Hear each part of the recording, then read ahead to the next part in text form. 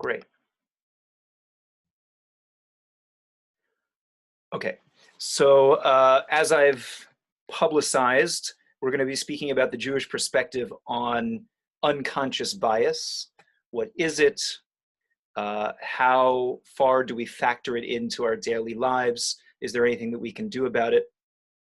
And there is a surprisingly large amount of literature from early sources, surprisingly, on this subject. So it was illuminating to me as I had maybe the first couple inklings of where to begin, and it really opened up a can of worms that that proved really fruitful and can really give us a lot of direction. So I also mentioned that the impetus for this was the more local political events taking place right now around the kind of Black Lives Matter movement that's taking place, but it's obviously a much bigger subject, something that is very widely encompassing around all areas of life. Everything affects us both consciously and unconsciously. And what we're going to see, hopefully, is that Freud was not the first person to be in great awe of the amount of our decisions and behavior that originate from below the conscious level of human thought. All right, without further ado, for those who know my style, I'm going to be drawing from real sources so that everybody can see where they're coming from, and by all means, if anybody has any questions at any point on the sources or my interpretation of the sources, feel free to interject. All right, I'm going to share the screen now. That is my WhatsApp, and that is my source sheet. So the first thing that we're going to look at is one of my favorite sources on this particular topic. Just how far-reaching is the subconscious, is the unconscious? How much do we have to take it into account in our lives? So there is a law that is written about in Sanhedrin 18b, which is in the Talmud, the Babylonian Talmud. Either a king or a high priest are seated on a court for creating a leap year. So back when there was a high court, there was not a fixed Jewish calendar. Essentially, the calendar was locally determined by month, by the visibility of the new moon. So you'd have witnesses come and say, we've seen the crescent moon, and they would come ride into Jerusalem and testify before the high court. Okay, today is the first of the month. And that's how the first of the month was created. Now, that obviously follows a lunar calendar, but in the Jewish calendar, unlike the Muslim calendar, which is purely lunar, which is why you can have Ramadan fall out in the middle of the summer and then several years later in the middle of the winter, the Jewish calendar is both lunar, but is attached to the solar rotation. The reason being because several of our holidays have to be affixed to certain times during the year. So Pesach, for example, has to be in the springtime. Sukkot has to be during the fall. And so for that reason, every so often when it looked as if the two calendars were becoming too divided, then you had to introduce another month into the calendar. They'd create a leap year, which would add a month effectively to that year. And the High Court would determine whether this was a year that required the month. Now, since we no longer have that High Court, the Sanhedrin, there was kind of a fixed calendar that was scheduled. It's something that rotates every 19 years, and there are a certain number of leap years effectively within those 19 years. But back then, they used to testify. So who is prevented, who's not permitted to testify whether or not there should be a leap year this year? Two people, the king and the Kohen Gadol.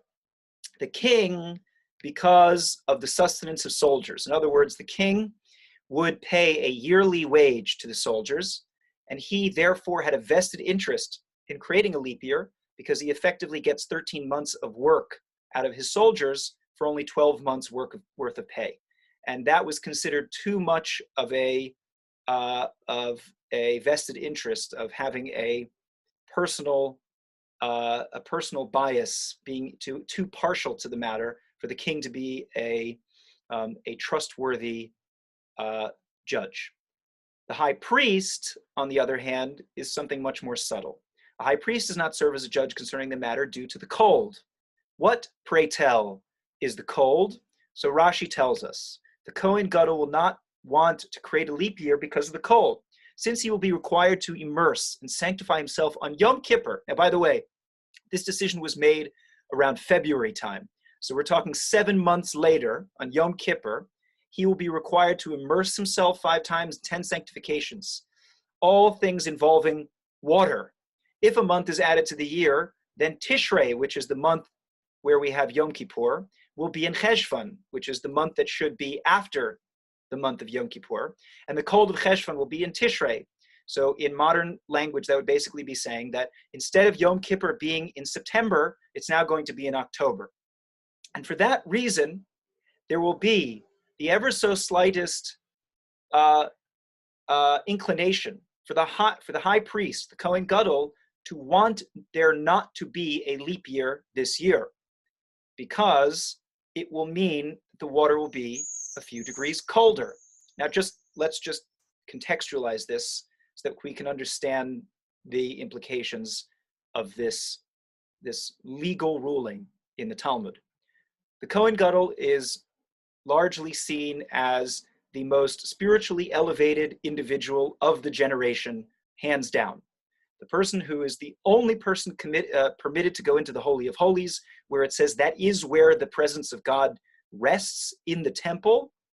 This individual, we are concerned that he will be somehow affected by the fact that the water will be ever so slightly cooler. Now, mind you, this is also taking place in Israel, and those who know that what the temperature is like in October in Israel is not significantly different or colder than the temperature in September. That is how far-reaching we are concerned that the Kohen Gadol will be inversely affected and will become partial to that decision because of that fine, minute outcome 7 months later. Okay? So whether this is conscious or unconscious, we are very, very concerned about bias in the Torah. Okay? The next example of this, of course, takes place in the widely discussed law, which originates in the Torah, that a judge, understandably so, is not permitted to take any bribery. Now the question is, what are the parameters of a bribe according to the Torah? So here I've singled out a couple of the most incredible, as in not credible, cases of what's considered bribery. A Maimar was sitting and judging a case when a feather floated and landed on his head. A certain man came by and removed it. The Maimar said, "What are you doing here?" He said, "I have a case to present before you." The Maimar said to him, "I am now disqualified from presiding over your case because you removed a feather from my head."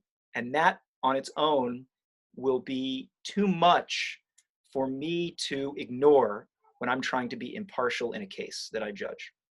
Next case, there was spit lying before Mar Ukva, which was unsightly. A certain man came by and covered it. He said, "What are you doing?" He said to him, "I have a case to present to you." Mar Ukva said, "I am disqualified from presiding over your case." And the Gemara continues, there are even more outlandish examples of how fine and minute examples of bribery might be. And so we are so concerned about our bias that we have to really, really exert a lot of effort. The next one, and this one is incredible. I know where the class is going, and I still don't know how this next example is possible to overcome, but it is forever emblazoned in the codification of Jewish law, according to Maimonides and many others. And Maimonides tells us, based on a medrash, which is an early rabbinic source in the Oral Torah, if two people came before a judge, one observant and one wicked, one, right, the Hebrew is one kasher and one rasha, okay? There's a kosher guy and there's a wicked person. Okay, so imagine you have a, you know, a respected, righteous pillar of the community on the one hand, and somebody who's been convicted of insurance fraud as the other litigant. He should not say, since he is wicked, and it can be presumed that he is lying, and conversely, it can be assumed that the other litigant does not falsify his statements, I'll be biased against the wicked in judgment. With regard to this, it says, do not be biased in the judgment of the poor person. How does this verse describe what Maimonides just said? The intent is, even if a person is poor in the observance of mitzvot, do not be biased in your judgment. So we are seriously concerned, and we hold our judges, and we will soon see ourselves, to an exorbitantly high standard when it comes to making sure that we treat people with the utmost equality, even if you could imagine that they didn't deserve so. Okay? Now this, I think, is something that we in the 21st century would strive to do as well. I don't know if we've codified it as such, to such an extent, but we certainly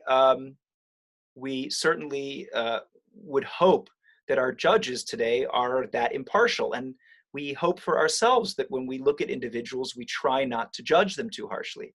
So this is the extent of the biases that we're concerned for. And of course, we have to be very wary of where our biases come from. Maimonides, this is a famous selection from Maimonides in his Mishneh Torah, writes on the nature of human character. It is natural for a man's character and actions to be influenced by his friends and associates, and for him to follow the local norms of behavior. We are unbelievably affected by the norms of our society. Okay? I've read fascinating literature on cultural norms and cultural biases, and the extent that people, and this is really something that is amazing because we take it for granted because everybody around us acts the same way. But if you go to another culture, you know, anybody here who's spent any time kind of embedded in another culture will immediately pick up on some deeply held assumptions and convictions and beliefs that are completely challenged when you go to a foreign culture. Therefore, he should associate with the righteous and be constantly in company of the wise so as to learn from their deeds. Conversely, he should keep away from the wicked who walk in darkness so as not to learn from their deeds. All right, how far do you have to go to try to uphold this? If all the places with which he is familiar and all of which he hears reports follow improper paths, as in our times, I love that. You can get a glimpse into the 12th century of Egypt, where the Rambam is living and writing, and he's basically saying there exists no such place where there's only righteous people or where there are righteous enough people, right? So he says, or if he's unable to move where the patterns of behavior are proper because of the presence of bands of raiding troops or health reasons. So if there's, for some reason, you're unable to leave this wicked society, he should remain alone in seclusion. Quarantine yourself. There is a spiritual pandemic going around, and you have to rather live totally in isolation than to associate with wicked people, because even the strongest character of an individual will be susceptible to influence by those around that person. If they are wicked and sinful, these individuals, and do not allow him to reside there unless he mingle with them and follow their evil behavior. So awful are these people that they won't even leave you alone. You have to engage in their evil behavior. He should go out to caves, thickets, and deserts rather than follow the paths of sinners, as it states, who will give me a lodging place for wayfarers in the desert. Okay, so it comes from everywhere. Our biases. It affects us extremely deeply. And before I move on to the next section, which is going to be how deeply embedded is this unconscious bias? Where is it rooted? How much of it is part of us, and how much of it is something that can be easily dispensed with? Before I go to that next section, are there any questions so far?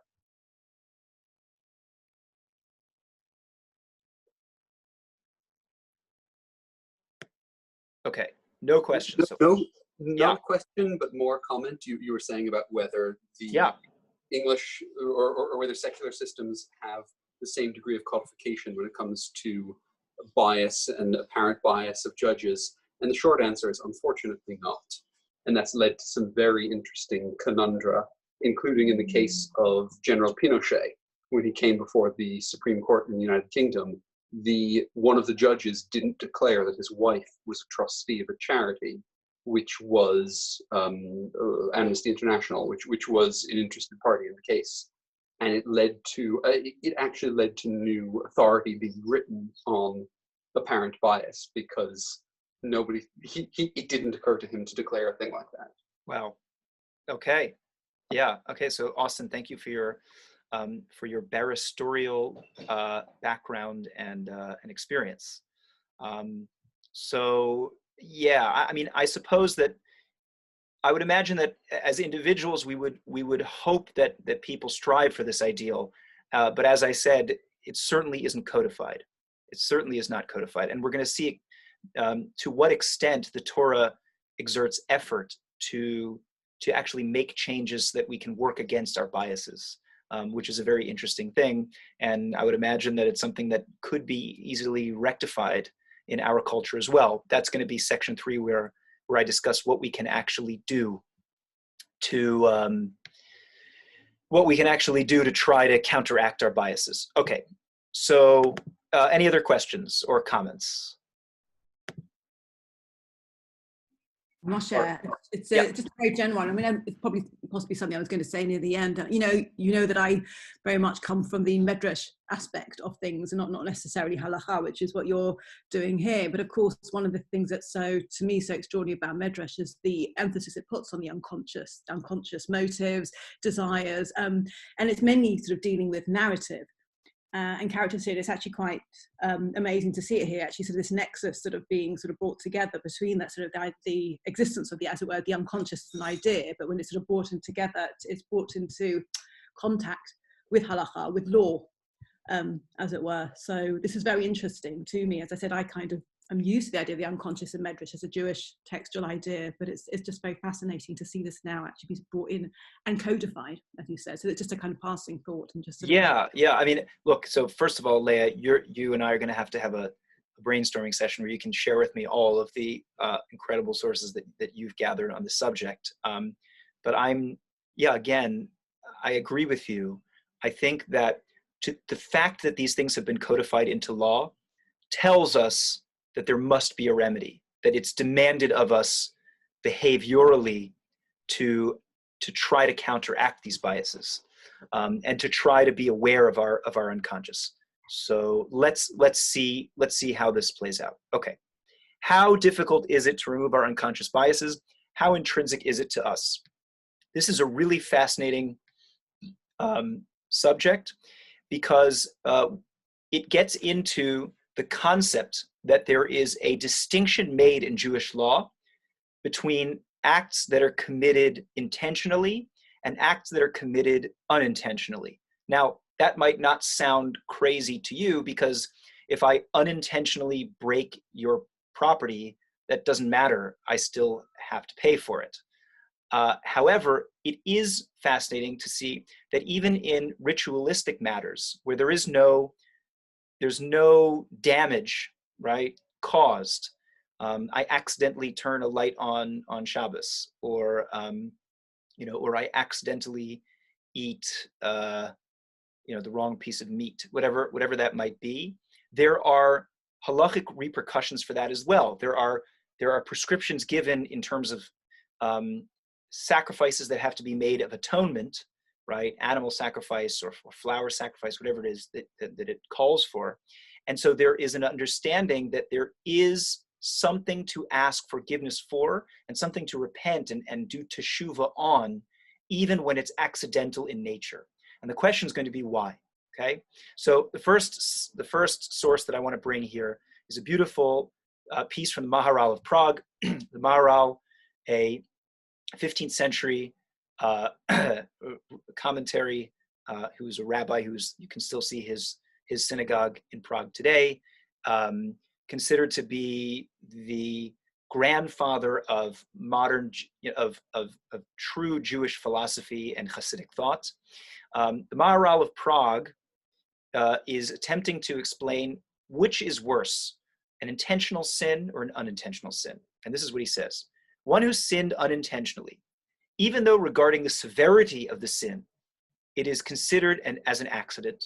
So obviously, somebody who sinned unintentionally, if I murder somebody, that's far less egregious than somebody who accidentally killed somebody. Nonetheless, granting forgiveness for it is less attainable. Or perhaps seeking forgiveness for it is less attainable, since the error is more intrinsic to the individual because he acted instinctively. Now, what does he mean by this? One who acts maliciously can be forgiven through his admitting that he erred and now regrets the act. But the unintentional act is much more a part of that person, as we see how he behaved instinctively and not with any particular intention. His behavior cannot be attributed to some misguided thought, as a malicious deed can.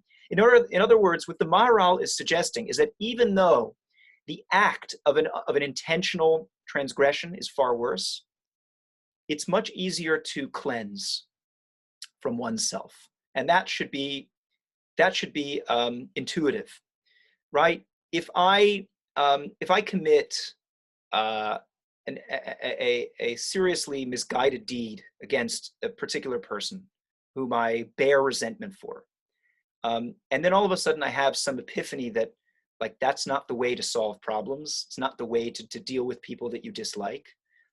Or if I learn that, for example, they weren't deserving of my violence. So then even though I was violent to that person and I have no excuses, I can easily ask forgiveness. I can say, oh my gosh, I've made a terrible mistake. That person's not an evil person, or I shouldn't be behaving in this way. It was what an awful thing to do. However, on the other hand, let's say you do something almost by rote. You do something without thinking about it. So we could say that that's not as egregious of an act because I didn't bear any malice towards you. I wasn't trying to hurt you. And yet, the fact that I committed that act without even thinking about it suggests a very, very deep, perhaps passivity or even negligence or even deeper ill will than I would even want to admit to. And yet it still manifested itself in some sort of behavior. Now that behavior is much, much more difficult to fix because it's deeply ingrained in who we are. Okay? Continuing in that line is a very old source from Rav Saadia Gaon, who I believe was an 8th century communal leader during what's known as the time of the Gaonim, which is the post-Talmudic period, so from around 230, 250 of the Common Era, until around 850 or 900 of the Common Era. It was an area where we have not many writings from that time. Considering it was, several hundred years, we only have, a few dozen works from that entire period of time. But one of the most important works that remained was this philosophical work by Rav Saadia Gaon called Ha'emunos v'Hadeos, Beliefs and Ideas, I guess, where he treats, again, this notion of unintentionality. It is fitting for me to explain that a person does nothing unless he or she wants it to happen. Just let those words sink in by themselves. We could stop here and say, wow. A person does nothing unless he or she wants it to happen. For it does not make sense that someone should do something without any will, especially one who is capable of having intentions. And this is what we see, that when the Torah prescribes punishment for one who committed a transgression unintentionally, it's not because the individual had no will. If I literally had nothing to do with my behavior, totally accidental. I mean, you can imagine if somehow I was turned into a zombie or a puppet and I committed an act, there is no legal ramification for that. So for example, it's spoken about a case where we know that I will have to give up my life rather than kill someone else, right? So one of the 13th century commentaries, the Tosfos, ask the question, they ask, what if somebody says, I'm going to tie you up and then push you onto an infant, crushing the infant? Would you have to give up your life for that? And Tosfos says, no, because you're not the agent in that deed. So in that case, there's no will, no intention whatsoever. But Rav Saadia Gaon says that's not the same thing as behaving accidentally. Accident is no accident. It just appears that way on the surface. It's not because the individual had no will, but because those influences were hidden from him or her.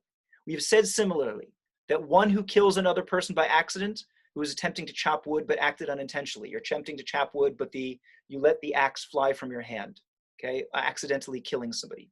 Or one who transgresses Shabbat when intending to collect wood but forgot that it was the day of Shabbat. That's another example of accident, right, where you forgot that it was Shabbat. In both of these cases, Rav Saadia Gaon is suggesting that there is a much deeper influence that is causing you to behave in this way. So we see that we are not only very concerned about our unconscious behavior, but we are forced to take ultimate responsibility for our unconscious behavior. You can't just say, oh, that was an accident. That's beyond my control. The suggestion here is that no, it is within your control. All right, and now we begin the final section, which is a slightly longer section, which is practical ways to undo unconscious bias. Are there any questions before we begin this section? Questions or comments? Okay, the silence to me suggests that everybody is on the page. Everyone has no qualms or questions. There's nothing controversial about what I'm saying.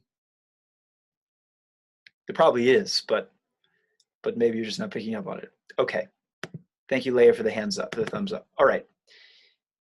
Rabbi Nosson Tzvi Finkel, the Orat Safon. Rabbi Nosson Tzvi Finkel, who was considered one of the greatest Jewish educators of the 20th century. He was the great spiritual leader of the yeshiva in Slobodka in the first few decades of the 20th century. From his yeshiva came almost every great rabbinic figure of the 20th century, of the second half of the 20th century. People such as Rabbi Yaakov Kamenetsky, Rav Hutner, Rav Aaron Cutler, Rav Meir Chadosh, Rav Yitzchak Isaac Sher. I mean, the list goes on. The list goes on. The number of people who founded yeshivas, the number of people who were looked to as the giants of their generation came from him. And part of it had to do with his ability to build people up, to make people aware of their inner self and their inner potential. And here he's discussing the dire necessity of an individual to be able to be aware of the biases that he or she possesses. Only philosophizers and academics who have no idea how much their character and their beliefs are capable of bribing the mind and bringing a person to blindness and distortion can extol themselves as being objective in their beliefs and guided only by the light of truth.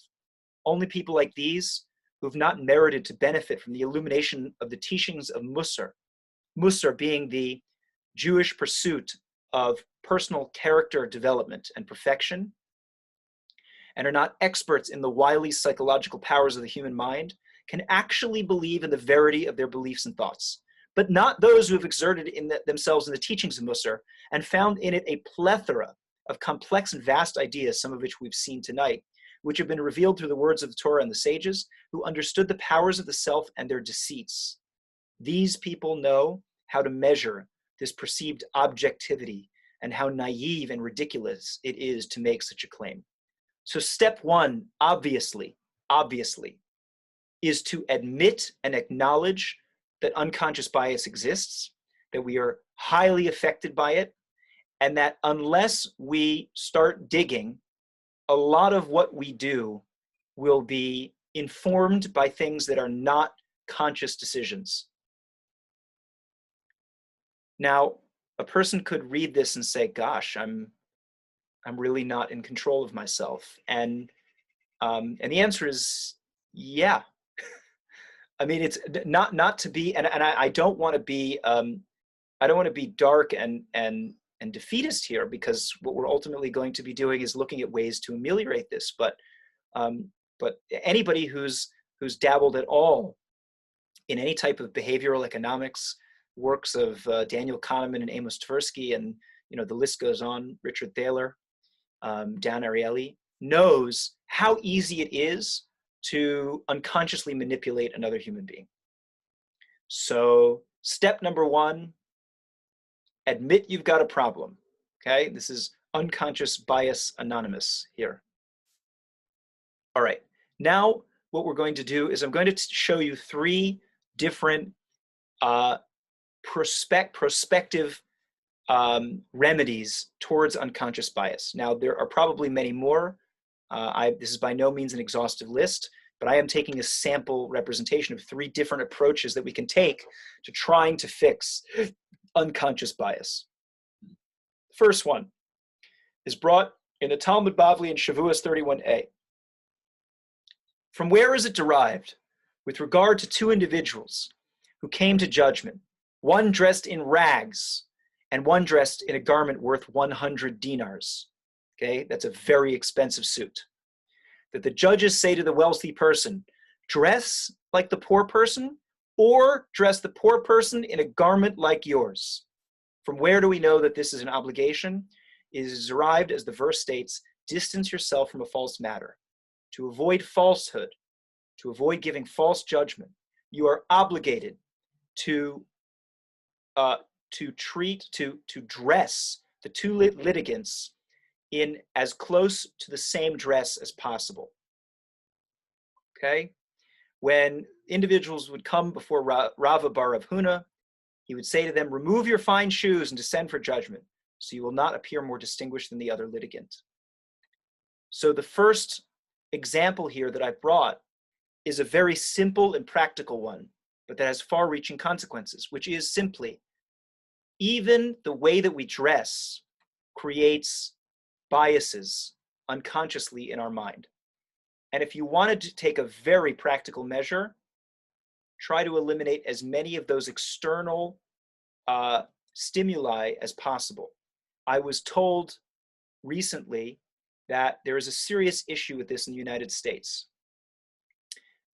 And it has to do with people who are arraigned, who are arrested and can post bail and get out of prison, and people who cannot.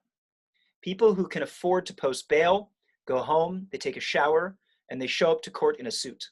People who cannot are kept in prison and show up to court in a jumpsuit, in a prison outfit. And the latest data that has been released shows overwhelmingly that, and unsurprisingly, that juries are highly influenced by what the defendant is wearing. The defendant is wearing a prison outfit. There's no way that you could imagine that that doesn't leave some impression on the jury.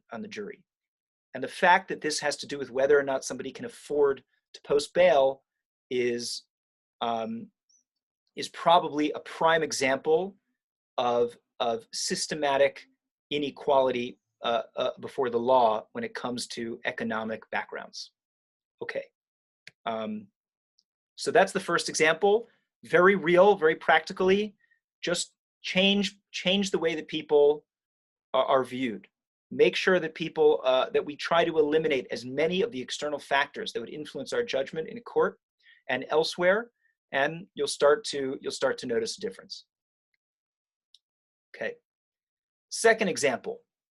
The second way of treating this is brought by Rabbi Yosef Yehuda Leib Bloch, who is a revered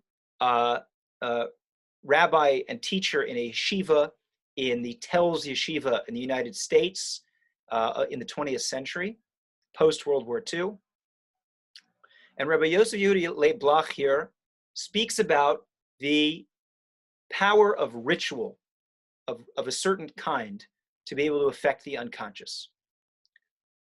Says Rabbi Blach, in the Parsha of the Sota, it says, speak to the children of Israel and say to them. Okay, so the Parsha of the Sota, which was actually in the Parsha 2 weeks ago, okay, Parsha's Naso, is a fascinating Parsha whereby a woman, a married woman, secludes herself with a man other than her husband in front of two witnesses, and the husband is filled with such a sense of jealousy and suspicion that he takes her to the Kohen, and this fascinating ritual is performed where she is made to drink a type of water with the name of God dissolved in it. And should she be found guilty, were she to be guilty, then essentially she would distend and explode, as would her lover, as would her male lover. And this is one of the only instances in the Torah where there is a spiritual outcome in some sort of legal decision, right? No other legal matter is left to the miraculous in order to determine, except for this one. Now, in addition to that whole ritual, there's another ritual which the verse speaks about here. If any man's wife has gone astray and broken faith with him, the man shall bring his wife to the priest, the Kohen, and he shall bring as an offering for her. Okay, this is like her sacrifice, her offering, 1/10 of an ephah of barley kemach, which is a certain type of flour. Okay, no oil shall be poured upon it, and no frankincense shall be laid on it. And these are things that normally go into the mixture of a sacrifice. And Rashi says kemach implies that it should not be fine sifted flour, it should be coarse. It must be barley and not wheat, because she committed a bestial act, and therefore shall her offering consist of that which is food for beasts. In other words, barley is considered animal food, and she did something animalistic in nature. He shall pour no oil upon it, that her offering shall not be embellished.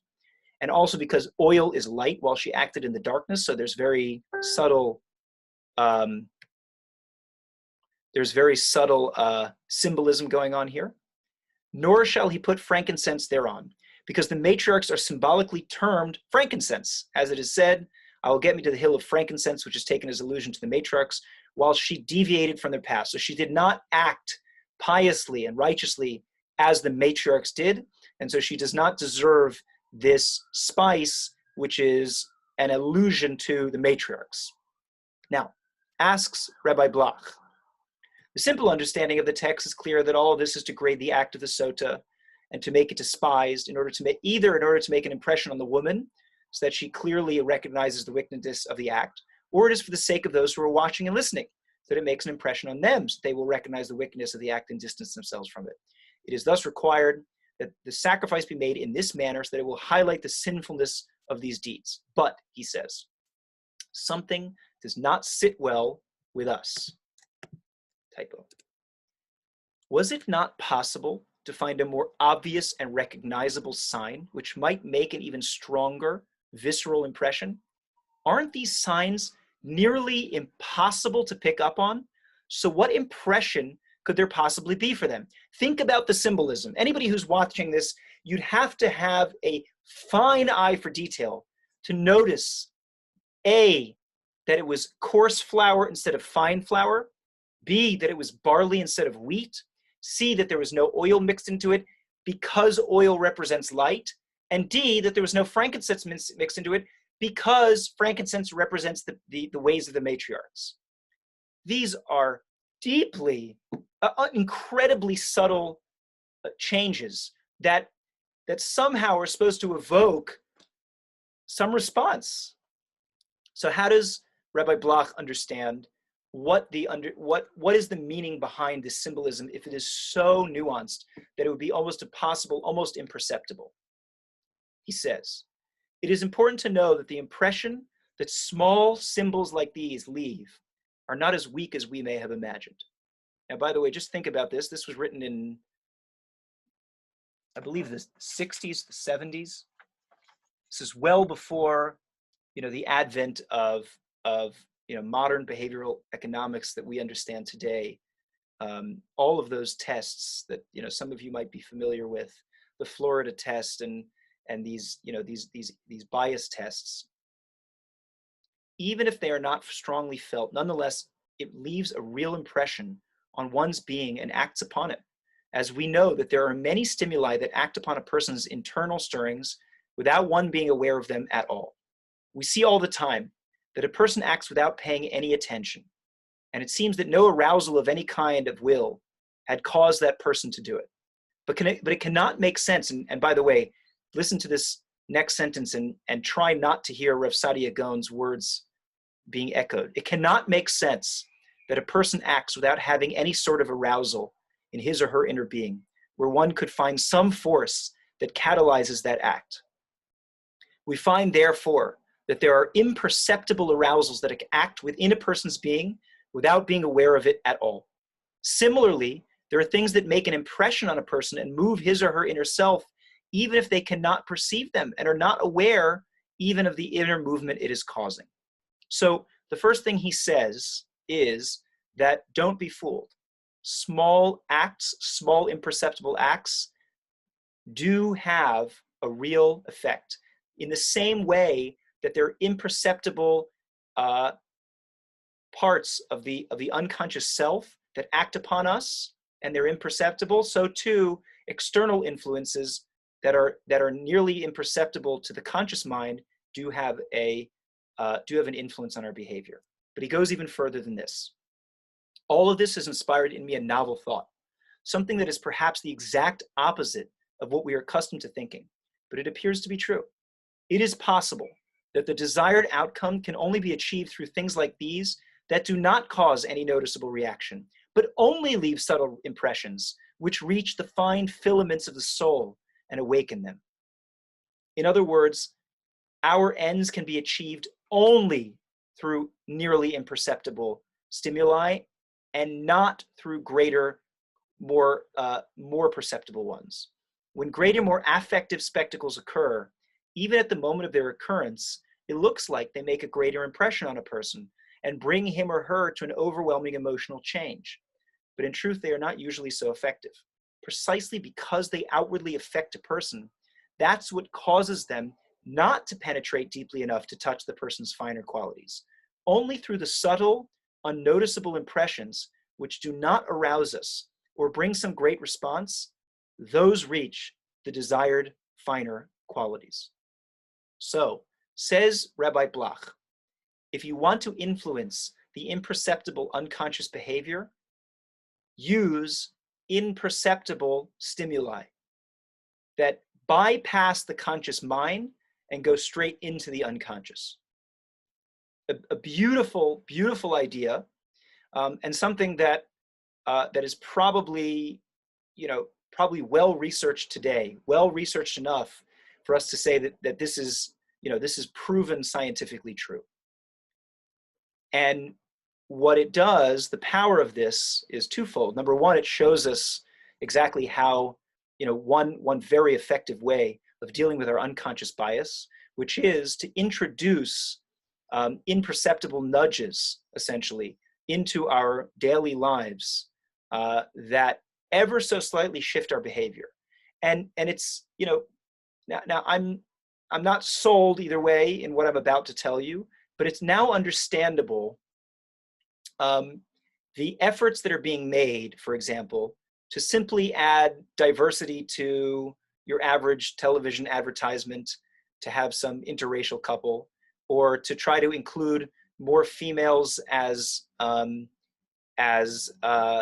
leading characters in children's television shows, which is something that there was an excellent Freakonomics podcast on, that Gina Davis, the famous actress of the 90s, basically led this initiative to basically show that of the children's television shows and films, something like 20% of them had female leading roles. And today, by contrast, it's now something much closer to 50%. So that within 10 years, she was able to effect a massive change. And these are things that are imperceptible, that you don't notice, how many female protagonists there are in the shows that we show to children, but you get a very, very subtle, very, unconscious message when you're shown how few of them there actually are. So that would be a good example of that type of thing. All right, any comments? Have I offended anybody at this point? Have I overstepped my bounds?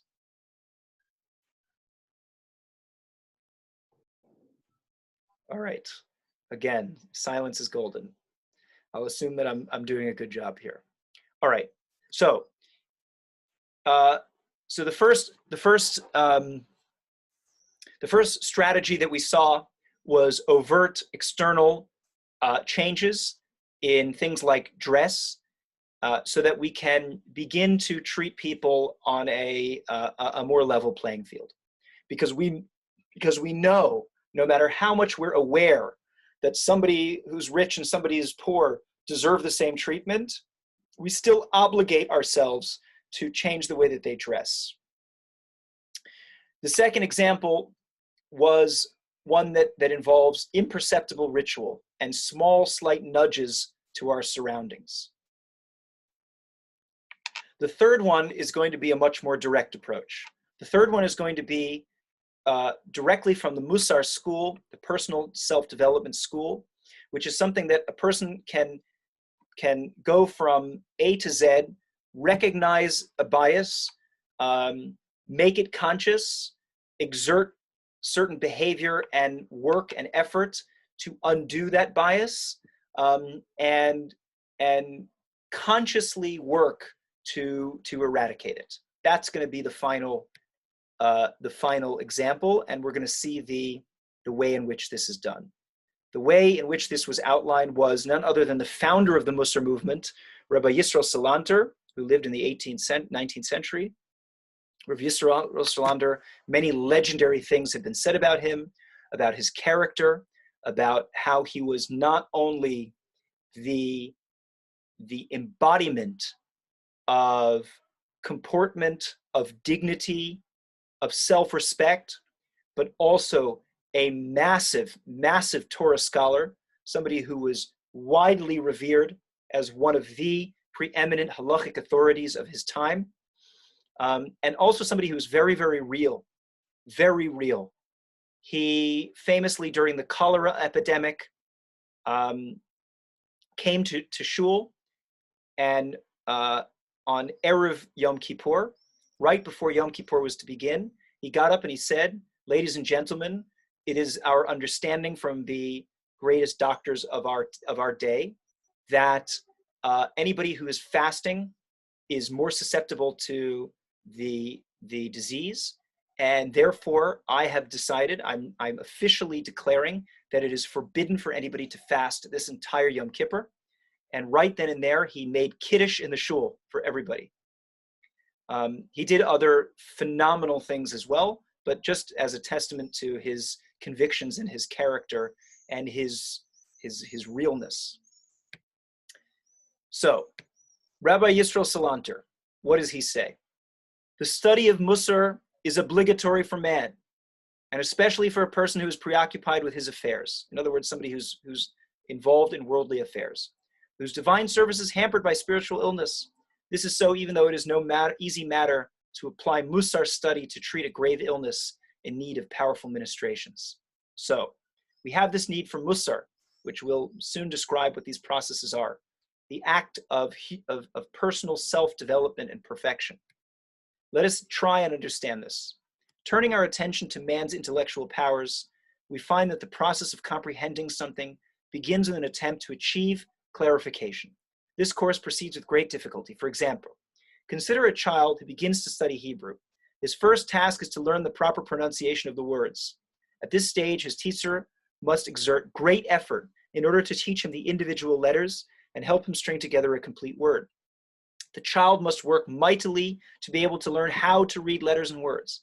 However, once he acquires the necessary skills, each child according to his natural ability, he reads easily with no deliberation.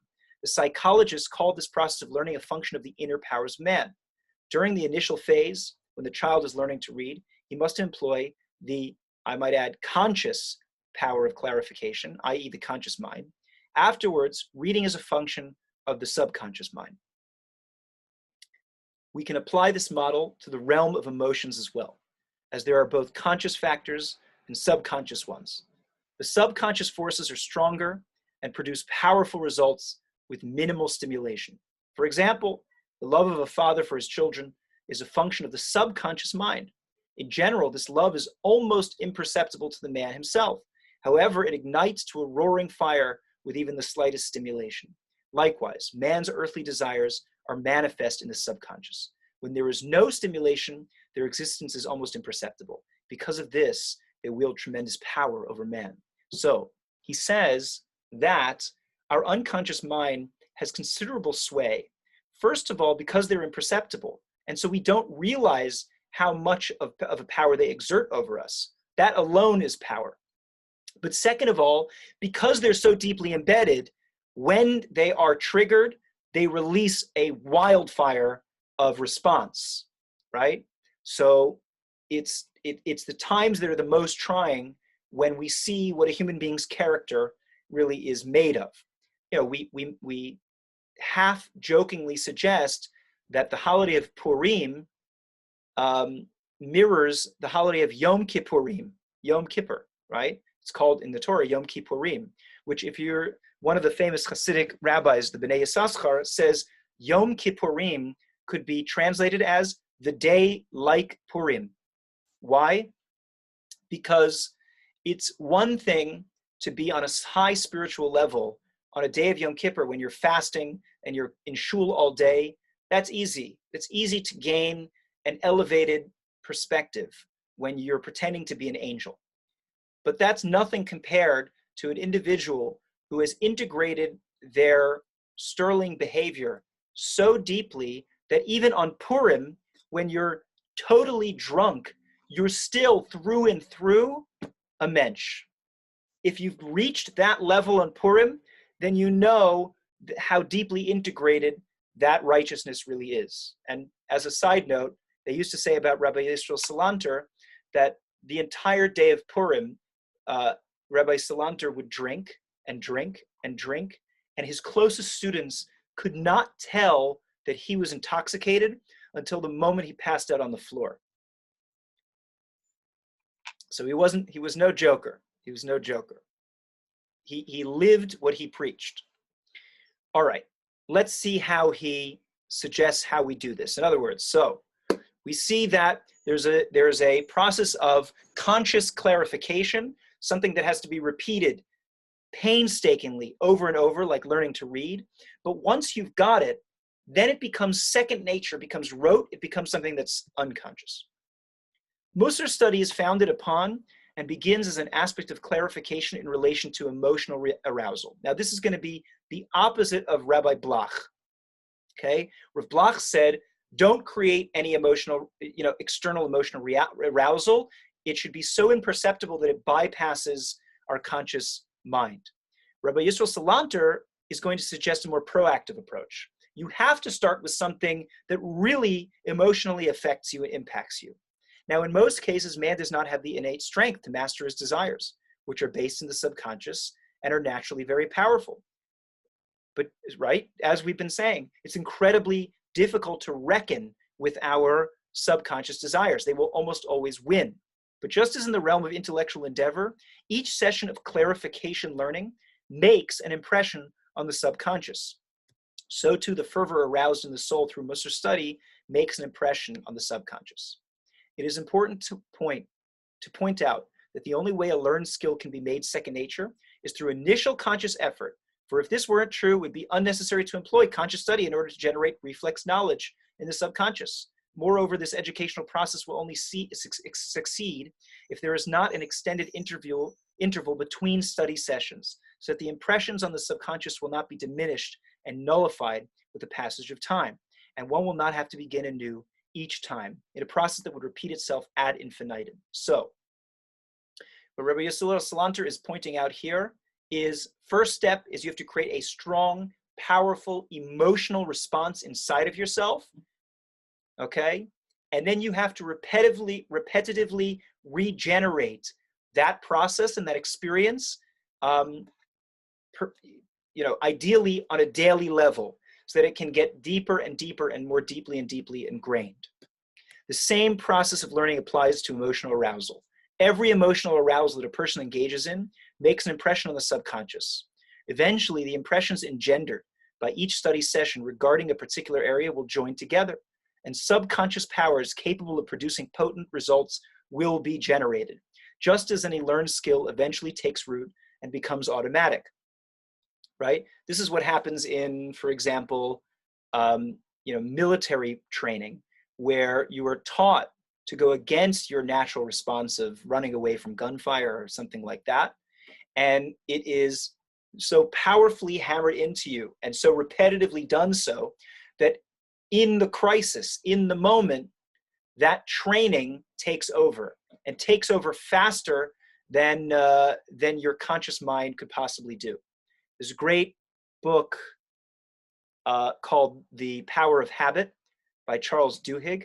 I highly recommend it, where he speaks about a certain football coach, American football coach, who had a theory that the way in which his team could succeed was not by making necessarily better plays or better strategy or anything like that, but simply nothing other than making his players' reaction times so fast by repetitively going over and over and over again the same plays, so that when it came time for the game, their unconscious reaction would be fast enough that it would give them the competitive edge over their competitors. So the same thing is being told here, that ultimately our unconscious behavior is so much more powerful that if we can take conscious behavior and repeat it enough times with enough emotional energy that it becomes deeply ingrained in who we are, then that's what's going to come out at a moment of crisis. As we noted, of course, this is contingent upon the sessions not being unduly interrupted. Additionally, the subject of study must be reinforced between sessions by periodic stimulation through Torah study. So what he's saying is that there's going to be two aspects to this. There's the intellectual pursuit of, let's say, studying proper behavior, right? So from a halachic or from a philosophical point of view, we want to be deeply engaged in the subject matter that we want to try to change. But then there have to be these moments, these moments of musar sessions, which are intense, emotion-driven periods of repetition and an arousal of the inner self to try to create an emotional attachment to this subject matter. The inculcation of Musar is based on the same process. If a person fervently devotes himself, each according to the condition of his disease in relation to divine service, to fervent Musar study, without extended interruption between study sessions, and with periodic stimulation, then subconscious powers will be engendered to aid him in the battle against rampant desire. Granted, this is no easy task for one who is burdened by his worldly affairs. Now, this is where the practical Rabbi Salanter comes in. He's going to say, when are we going to have time to do this? We're all working people. How am I going to have time to go seclude myself every day and generate a powerfully emotional experience that I can repeat daily? Moreover, there's another task that overrides everything else, the imperative to study Torah, which is the first thing for which a person is judged in the world of truth. So he's coming from a rabbinic point of view, which is this should not encroach on a Jew's regular obligation to study Torah. This is something in addition to that. So we have a limited time, is what he's essentially saying. Nevertheless, okay, this is the last page for anybody who's mindful of time. I did mention that it's going to go a little bit past 9 because I knew how much we wanted to go through, but this is the last page. Nevertheless, a person is certainly capable of going to the Beis HaMusar, which is a house of Musar. It's something that he told his students to set up in their hometowns a specific location dedicated to practicing this type of inner work. I wish such a thing existed today. There are one or two places like this in Israel that you can go to, where you can totally devote your time and energy to this type of repetitive emotional practice. But do it. What he's saying is, do it once a week. Do it on a Shabbat or on a weekend where you have enough time to really invest a lot of energy into this type of practice, where you can engage in ardent Musar study, of course, devoting the majority of its time to Talmud study, which is the main focus. Likewise, you can go there several times a week, even if only for a few minutes. In other words, begin daily, begin weekly. Once a week, there should be an extended period of time where you are repetitively, emotionally inculcating into yourself whatever type of behavior or habit that you want to see yourself embody. And that way, when you revisit it during the rest of the week, it won't require as much time commitment as that original experience, because you can draw upon the emotional capital, if you will, that you generated for yourself on that Shabbat, and you can draw on it subsequently during the week and revisit it. And it becomes easier and easier for you to recreate that during the week in less time. Such a brilliant, he was really, really very much into not making any excuses whatsoever. So if he advocated for personal development, he also advocated for creating a practical game plan. He said, what's your plan B if your plan A doesn't work out? What's your plan C? Make sure that you are able to stick to something, a regimen that works, because if you've gone through all this trouble to theoretically create for yourself some plan, and then it gets derailed for some practical reason, you failed. You've got nothing. Okay. Such a program is easy to undertake and yields abundant fruit, aiding one to acquire the subconscious power to overcome his desires. At the very least, he will grant him the self-control to turn from evil and do good, especially concerning transgressions, which are relatively easy to avoid, things for which man, the self, will be held particularly accountable for in the eternal world of truth. So even if it doesn't implant in you a trained, unconscious, positive response to a given situation, it will at least create enough of a buffer zone whereby you can stop yourself and make a free will decision in the moment. Hopefully, one will realize that it is easy to go to the Beis HaMusar at any time of the day, with no disturbance or trouble, whenever it enters his heart, even if only for a few minutes. He should not let anything prevent him from going to the Beis HaMusar for undue interruptions, without brief and periodic stimulations between sessions, serve to render Musar study ineffective. Likewise, transgression is a spiritual precipitant that prevents Musar from rendering the desired effect, for it dulls man's heart and it makes it as hard as stone, chas v'shalom. He's pointing out something important here, which is that continued engagement in negative behavior is going to make you less receptive to positive behavior. So, for example, if I'm really trying to work on not gossiping about other people, the more gossip that I subject myself to, the more it will make me less susceptible to changing my ability to turn away from gossip, to resist the urge to speak more gossip, to walk away when somebody's speaking it.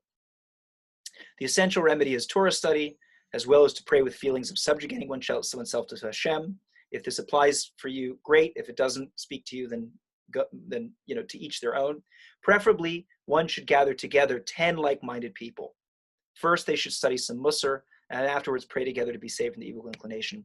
And this, of course, is the final practical idea here, which is that it is way easier to do this type of work in a group setting, because it's reinforcing. It gives a greater sense of, first of all, of obligating yourself to the task at hand, but also it creates a sense of going through something important when you see that many people are doing this.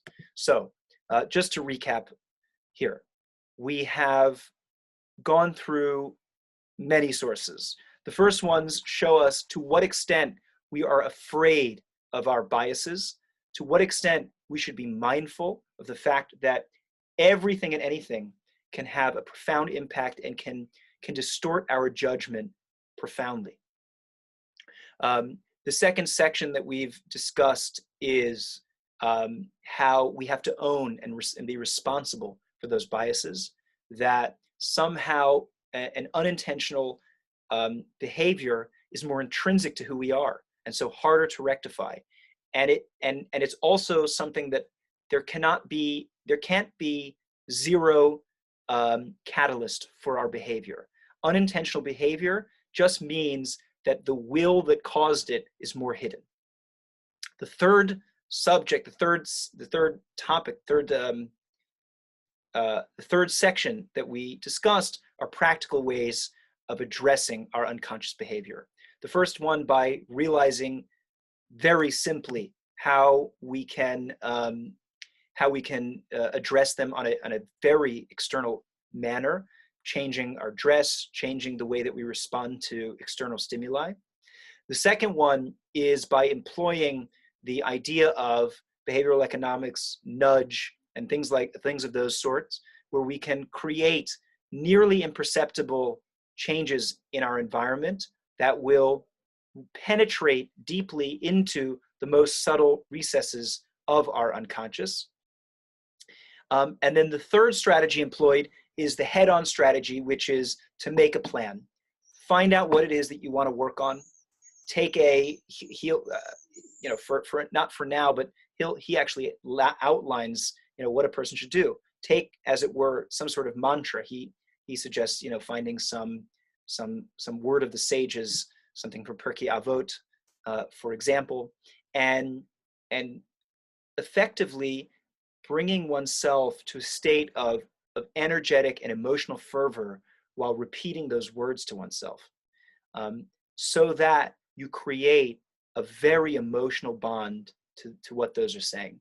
And there are many ways of doing that. There's intellectual contemplation. There's many ways of arriving at this.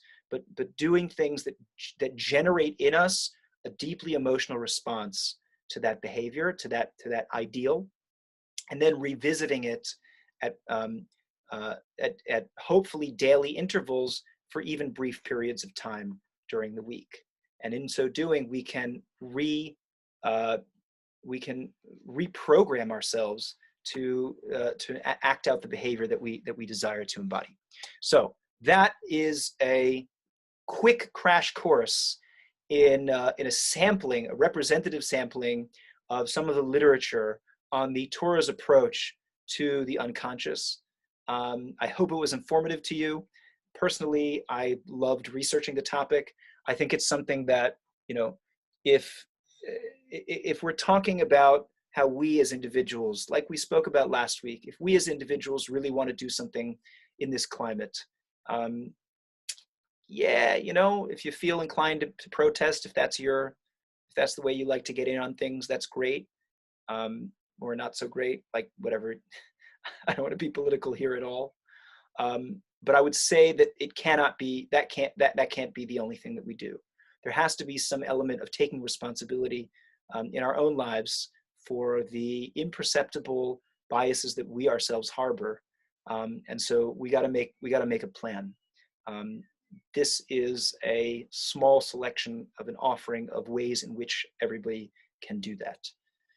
Thank you, everybody, for being involved. If anybody would like to have a copy of the source sheet, I'm more than happy to send it out. And I am opening it up to comments and questions. Any last comments or questions? Thanks, Moshe. Hi. Just a general observation. It just seemed to me that every source that you brought in each section was very much geared towards the practical, whether it was the bias, in the courts, that you brought from the Talmud, or right at the end with the Musar. And it seems to me that the Jewish tradition is very, very focused on the practical. It's not, think of John Rawls, philosopher's original position, the idea of unconscious bias. And he does that thought experiment, the veil of ignorance, when no one knows who they are, what race, what gender, what anything, even the person themselves sort of judging. And it seems that the Torah, Jewish tradition, not interested in theoretical positions that way. It's much more sort of geared towards actual sort of the practice. And I think that's very much ties in, I think, with what you're saying. It's not enough to kind of theoretically sort of discuss it. It's kind of what do we do in practice? And it seems to me everything that you've given today actually has that is predicated or sort of rooted in a kind of practical application. Seems to me sort of very, very useful to know that. Very helpful. Well said. Thank you. Yeah, thank you, Leah. Yeah, really well put. And I would like a source sheet as well. You would like the source sheet as well. My pleasure. Thank you. Okay. Thank you for your time, everyone. Have a wonderful evening. Thank you. Forward to being in touch. Thank you. Thank you so much, Moshe. And if you could send me the source sheet, that'd be brilliant. Will do. Thank you.